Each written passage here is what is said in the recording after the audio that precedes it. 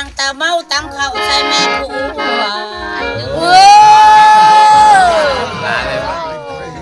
ตั้งเข้าใส่พวดเดี๋ยว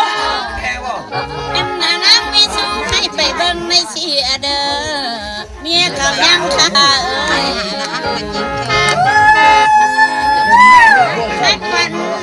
สามาลับนี่ผัวให้ไปเบิ่งในช่วงเห็นมันมีติแท้จะตัดเขาติดไหลลงแกงม่วงเสดอคนแพงเจ้าเลยแต่เขายังมาเจ้าแต่เขายังเอาเครื่องมาเจ้าเขาบ่มีเวลามาเอามากันเด็กประมาณ1 เดือน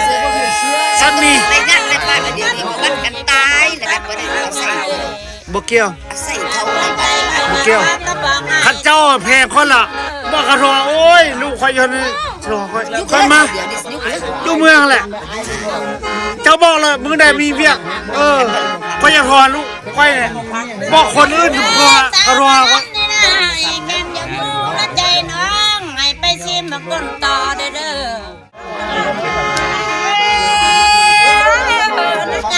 โยหอมไผ่คือแม่น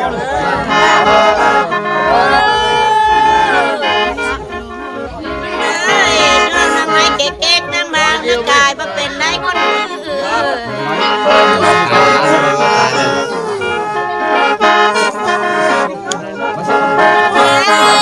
ตายน้ำเจ็บน้ำไข่ยังไข่แค่แน่เบื่อ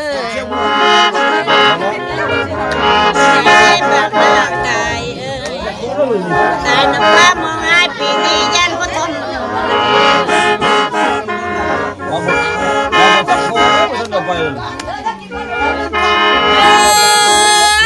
นั่นละยันละเดยันตายยันคนละวังงานปีนี้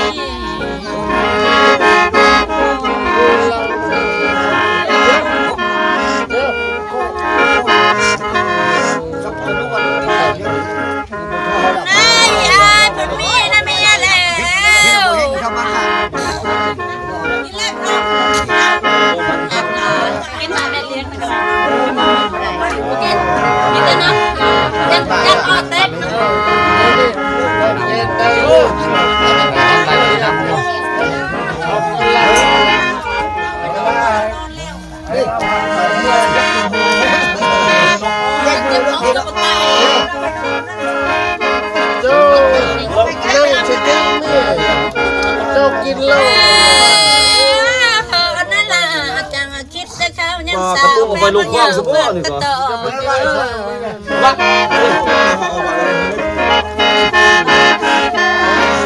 ได้เด้บ่าวหน้ากาย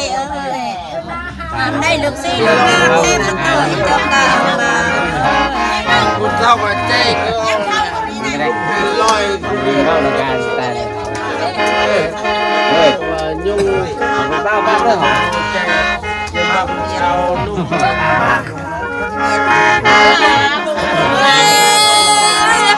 นล่ะอย่าเก็บดอกบานเล่นมาแก่เด้อ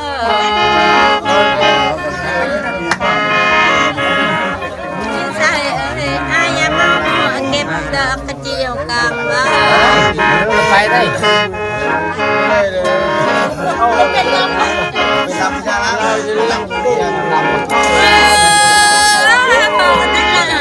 จิตจันใจกุ้งบ่มีพุงมันไข่ใบเอ้ยมีพุงต้นได้เด้คนงามตาเอ้ยจิตจันมากขึ้นไม้วิลิตปากสิเป็นอยู่บ่เป็นลำเบิกจับกุดมาแล้วเธอทุกเป็นมากัดมาให้นางได้เหมือนนางจักจะนองแม่งีท้องโป่งละเบ้อเห็นเลยเอากันนะไก่เอ้ยสามน้ำตับบ่มีปอดใส่ตลอดตั้งแต่เชียง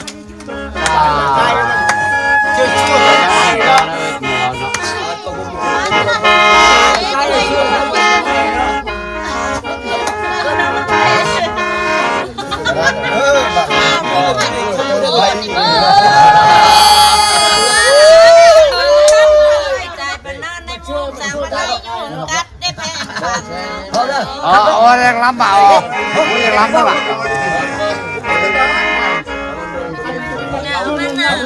ให้เจ้ามาลำนานเมื่อยตัวบ้านเมือง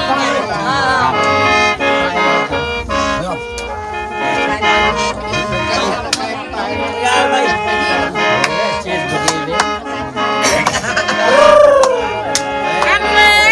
จังมายานไรเดยานตะกองบ่เดียวน้องเพิ่นเอาทองมาหัดตะแสงเบอร์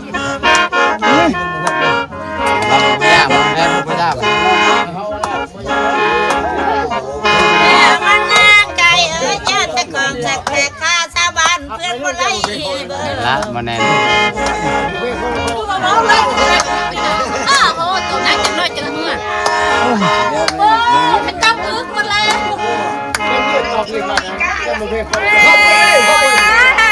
นั่นล่ะไรละทิม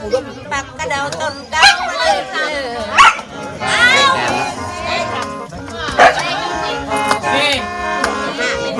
คนมากินข้าวเมาดำน้ำชูแรงชอ ขมเมาแล้วก็ขมืออยู่แล้ว บ่ได้บ่ต้องบ่ต้องไปตำ สาวนักกายตายเป็นข้าวเด้ เลิกบ่ คือเท้ากรรมกรมนะ ฮะมามันนี่เป็นมาไปเลิกนะ อ๋อ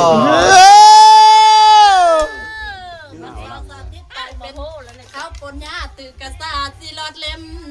นะดา โอ้อันนี้ก็จะเอาเนาะป้าทึกใจแท้จะดีสิ เฮ้ยชอย